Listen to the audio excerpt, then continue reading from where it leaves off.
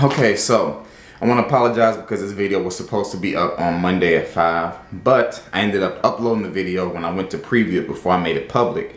I noticed that there was large moments in the video where my face just froze and the audio kept going. So at one point I thought about just leaving it like that, but then I thought, no, I'm not going to do that to y'all. Let me just go back and re-record those moments and just reinsert them into this video. So I guess this video should be up today, which is Tuesday. So hopefully that's what happened. So now we're going to get back into the time that I was the other man.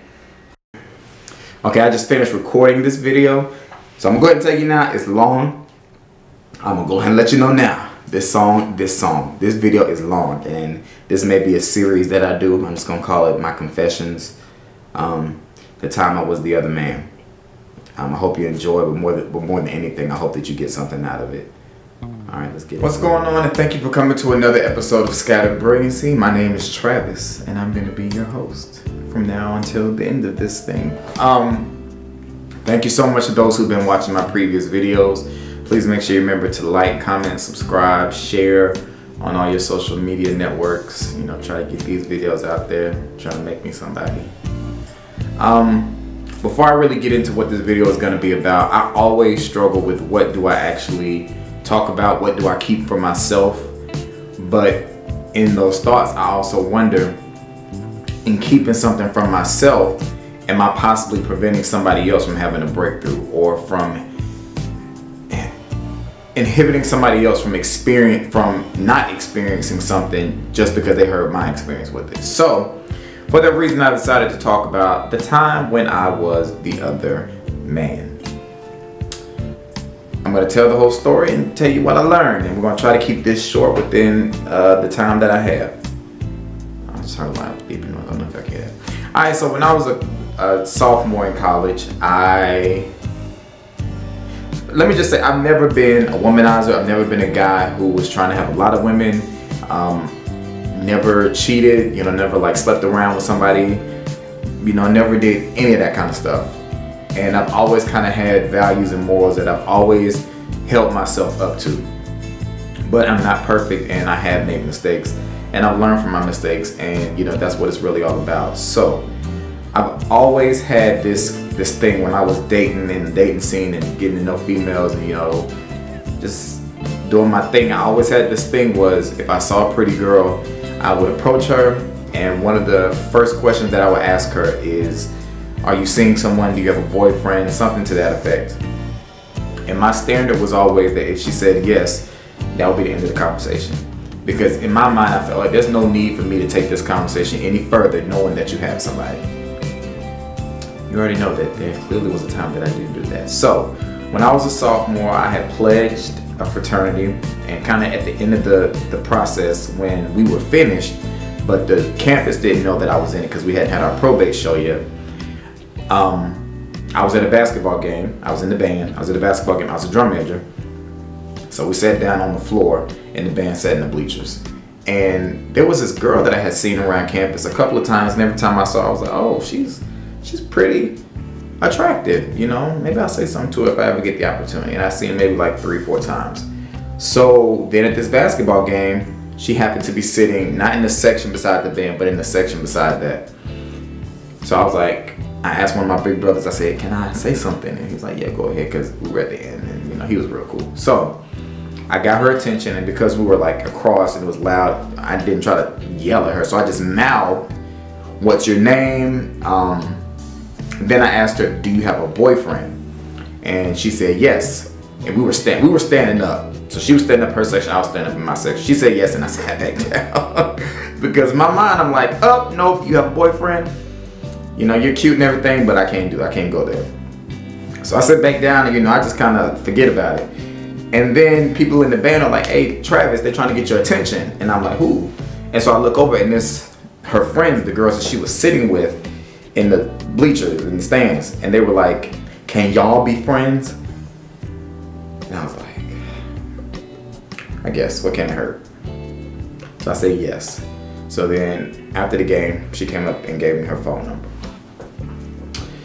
So after this, we started kind of texting a little bit, you know, nothing serious, nothing heavy. I don't even think we ever actually talked on the phone at that point. texting, you know, all of these things, they lead to something. So you got to be really careful. And I'm gonna go over my time. I already say I got a time break. I know I'm gonna go over my time. Texting led to, I guess texting led to phone calls, and phone calls led up to us like seeing each other around campus, you know, and I see you out on the yard, and you know, I may have a quick conversation with you, and you know, I keep it moving. And those kind of conversations led to extended conversations on the yard, you know, us like literally sitting down and just kind of chilling and talking, and you're talking periodically. That led to, hey, why don't you stop by my dorm? I invited her back to my dorm in the middle of the day. It was in the middle of the day, so it wasn't like it was at nighttime or anything like that. But I just invited her to my dorm, you know, just to hang out and chill. And I sound like I'm out of breath because I've been running. But I noticed that she was uncomfortable. So, you know, I didn't do that again. At this point, a lot of my morals and values, they had pretty much gone out the window, and I was doing things that I probably wouldn't have done had I been in my right mind, kind of. Whatever. So, our school at the time had these different skate nights and bowling nights, and each of those different nights would be on a different day of the weekend. There'll be a shuttle that will come pick you up and take you to the skating rink, or take you to the bowling alley and that kind of stuff. So this was a Wednesday, I believe, and it was skate night. And me and my other set of friends, we had all planned on going, and she and her friends had planned on going. And we were sitting on campus in front of the library on a bench. Remember it just like it was yesterday. And her friend was there too. And I don't know how the conversation leaded there. Leaded there. That's a new one for you. I don't know how the conversation led there, but she made the comment to me that you make me want to creep with you. Verbatim. That's what she said. And remember, she has a boyfriend. So she said, you make me want to creep with you. And I was like, I do? You know, and that was my moment. That was my second moment to sink or swim. That was my second moment to decide if either you're going to be the good guy or if you're going to play into the devil's temptation. Clearly, y'all know by the video that I played into the devil's temptation, and I decided to give in. And my exact words were, you should. Because I really didn't know what creep meant then. I didn't know what entailed for you to creep. And it blew my ego up. I felt like she wanted to creep with your boy. That's how I felt at the time. So I was like, you should. So, and it was all downhill after that. I was just wrong and dirty, wasn't I? Oh, just a dog. The thing is, you have to recognize that moment. You have to recognize and be aware when it's happening, because it can come and go so fast, and the next thing you know, you're in a world of trouble. You have to be aware and present so that if that moment happens, you know what's going on. Skate night came and went, and I was at my dorm, and I got a text from her because she lived on the other side of campus. Don't know if I said that previously in the video, but she lived on the other side of campus, and she pretty much just said, I'm on the way. And I remember just being like, oh, sugar honey iced tea, what the heck is about to happen? So she came over, and to keep it simple, something happened that shouldn't have happened. So, you know, we got into whatever that night. Because it originally just started off as cuddling. Because all this stuff is a progression. Nobody ever just wakes up one day and starts cheating. You know, there are so many lessons in this video, and I hope the one that's for you, you get it. It wasn't sex. But something happened that shouldn't happen for somebody who was in a relationship. Of course, I wasn't in one, but she was in one. And so what happened shouldn't have taken place for that reason. And after it happened, she started to cry. So she started crying, saying that she felt bad because she was in a relationship, and I totally understood. And at that point, I was kind of like, yeah, you know, I feel bad too. I feel bad too, because I'm not the kind of man I'm not the kind of guy to, you know, be doing this kind of stuff with another man's girl, you know. And because if the shoe was on the other foot, I wouldn't want somebody doing that with my girlfriend. And, you know, I'm better than this. That was a temporary thought. Every night Because honestly, at that point, I thought that was going to be the end of it. You know, I thought we were just going to cut all ties with each other. But, you know, after she cried and I calmed her down, she ended up staying and spending the night. Every night after that night, unless I was out of town, like I left the city that the school was in, or she left the city that the school was in, we slept together. We spent the night together. Not slept, we spent the night together. Every single night. She would literally come to my dorm, spend the night, wake up in the morning, go back to her dorm and get ready for her classes. Every night. And y'all, when I think about the fact that I even allowed that kind of stuff to happen, you know, it kind of makes me wonder, okay, now that was some bad energy that I put out. And I wonder, all the relationship issues that I had after that, in my relationship that came after that one, was that karma?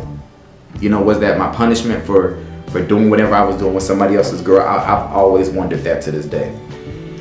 Because she would literally be laying in my arms. This is gonna sound horrible. She would literally be laying in my arms while she was on the phone with her boyfriend. And I did not care at all. I did not care. I could hear his voice coming out of her phone while she was literally laying in my arms in my bed. Because to me, I had her. And you know, to go along with that, she was always, up to that point, she was always telling me about the issues they were having and how he wasn't no good and how he wasn't doing this and he wasn't doing that. So part of me was like, oh, okay. So you're telling me all this stuff about him, the person that you claim to love and, you know, want to be with and are still with, but you spending all this time with me. So for me, I'm like, well, let me show you what a real boyfriend would do. Let me show you how a real guy is supposed to treat you. So that's really what I was doing. And on campus, everybody thought, I don't know about everybody, a lot of people thought we were a couple. A lot of people thought we were together. And that wasn't the case. I was what she called her campus boo. And I remember when she said that to me, that really made me feel some type of way, because it made me realize, dang, that's the title you ended up with, campus boo. That's all you got out of it. You never got the boyfriend title. You never got nothing above campus boo. And so y'all, this went on for a good 3 to 4 months of us sleeping in the same bed, despite her being in a relationship. And I don't regret a lot of stuff, because, you know, at that point in time, it was exactly what I wanted. But I swear, if I knew what I knew now and I could go back and do it over, I may do it differently. I can't say that I would, but I may do it differently. Because I'm not gonna lie, in the moment it felt magnificent. But hindsight, I'm just like, dang, I was dirty. And he never knew. There was even one time he was this close to me. This close. Maybe this close. He was that close to me and didn't even know who I was. He didn't even know who I was.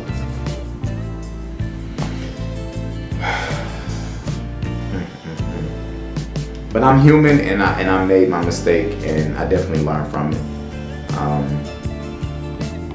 You get nothing out of being a side person. You get nothing long term out of being a side person, male or female. I've always been the kind of person who's longed for relationships and wanted to be in relationships and love that kind of bond to have with somebody. So to have somebody who was physically attractive and whose personality was great and who I actually just connected and clicked and vibed with, to be able to have all those different layers of our relationship going on, or lack thereof, going on at one time, I was really in heaven, to be honest with you. Because I was at a point where I was like, I'm okay not being your boyfriend, because I'm getting everything, I'm getting the milk for free, literally. You get nothing out of being somebody's side piece. It's tempting, it's so tempting. The devil will tempt you, but you gotta stay strong in the face of temptation. I swear you do, because it saved yourself a lot of trouble. You know, thank God the trouble for me never was him approaching me and trying to beat my tail or a confrontation or anything like that. The trouble that came from all of this was how I felt after it was all over, and how I felt after excuse me, after realizing that I was pretty much used. The months afterwards were so difficult because, to be honest with you, at this time we had developed serious, deep feelings for each other. You know, I can't say exactly how she felt, but I know how she felt in my mind, and I know the actions that she showed me. We had developed deep feelings, which were completely 100% inappropriate. And I still ate some, what did I just eat? I ate a Kit Kat. It's on my throat. To this day, I still feel bad about it. I don't think about it every day, but when it does cross my mind, or when I see a picture of her, I do feel bad, because I could have went about that a whole lot differently. It makes me think about, I remember the date like it was yesterday. And I think about what would have happened if I would have told her friends, no, we can't be friends. Or even if I had just said, you know, this is platonic, you know, and yes, but I'll never know, because I decided to give into temptation and just feel the rush. So if you don't get anything else out of this video aside from a good story, which is actually true, and which I left out a lot of other details, because I feel like if I would have given all the details, too many dots could have been connected for people who actually know me. But if you don't get anything else out of this video, understand your self-worth and that you deserve to be somebody's only. Not their number one, but the only. Because being number one means there's a possibility for other number 2, 3, 4, 5, 6, and so forth. Your self-worth is so important, and it should be one of the priorities when it comes to what you think about yourself. It's not worth it. It's really not. And if you were on the other side, if you were the person who was in a relationship with somebody who was messing around, I apologize for whoever it was that hurt you, because I feel like I contributed to that negative mess that takes place every single day. You know, my situation was different because I got lucky, you know. I'm not gonna go there. You're worth more. Don't ever settle on being somebody's side piece. Require more of the people with whom you allow in your life. My name is Travis, and these are my confessions. Remember to rate, comment, and subscribe, and I'll talk to y'all later.